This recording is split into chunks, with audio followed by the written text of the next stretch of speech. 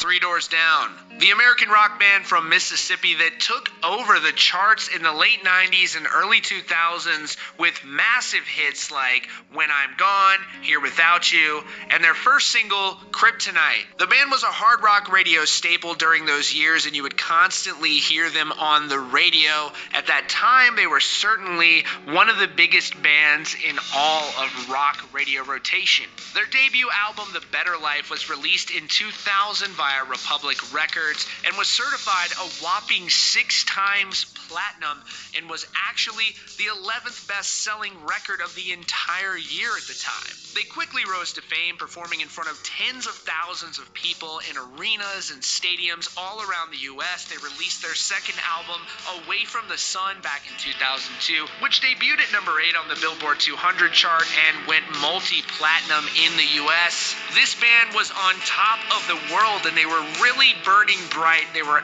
everywhere. They were on television, radio, commercials, you name it. This band was on top of it.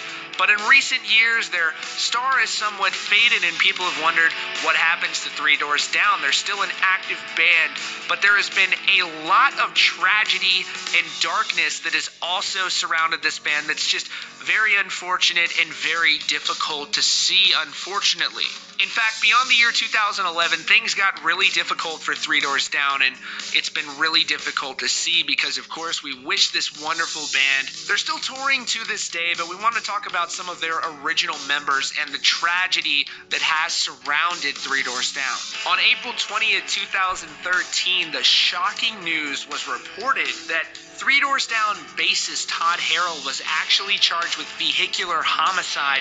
This was while the band was really still on top of the world, and he was charged with vehicular homicide for his actions in Nashville, Tennessee. He was allegedly driving on the interstate at a very high rate of speed while he was supposedly under the influence of prescription medication, and he caused an accident that took a man's life. This took the rock world by storm. It came out during trial that the judge stated that Harrell got 360 oxycodone and 60 OxyContin pills from his doctor in less than 30 days. This was a guy who had been with the band during their formative years and coming up, but the band eventually decided to move on without him due to the substance abuse issues that he had faced in that vehicular homicide case.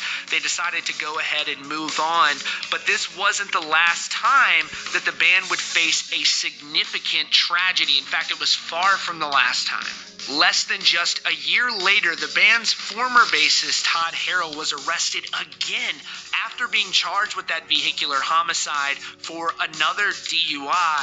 At that point was when the band really released a statement saying that he was permanently gone and that they would continue with Justin as his replacement. A couple years passed while they were working on new music, but it seemed like the tragedy and the difficulty with that departure had kind of somewhat cast a shadow over the band, and they weren't as successful as they had been in years past. The band released a new album in March of 2016, but just a few months later they would also have a very tragic event take place.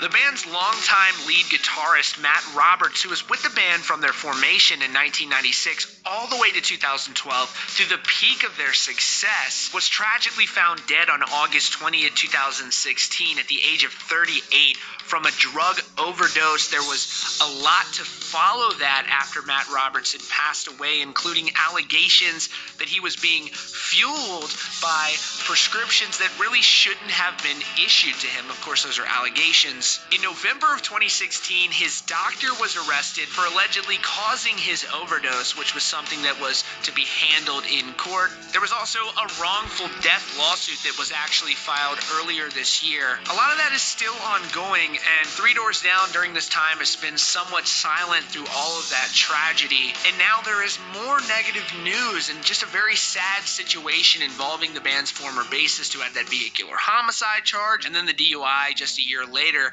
Now news has come in that former bassist Todd Harrell is once again in trouble for allegedly illegally possessing a firearm.